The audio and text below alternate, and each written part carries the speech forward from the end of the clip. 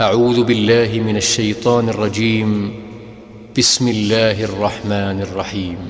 يوم يجمع الله الرسل فيقول ماذا أجبتم قالوا لا علم لنا إنك أنت علام الغيوب.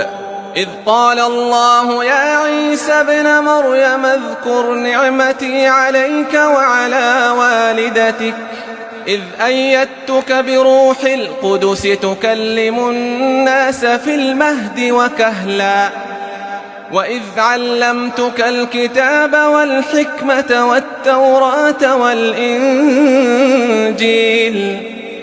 وإذ تخلق من الطين كهيئة الطير بإذني فتنفخ فيها فتكون طيرا بإذني وتبرئ الأكمه والأبرص بإذني وإذ تخرج الموتى بإذني وإذ كففت بني إسرائيل عنك إذ جئتهم بالبينات فقال الذين كفروا منهم إن هذا إلا سحر مبين.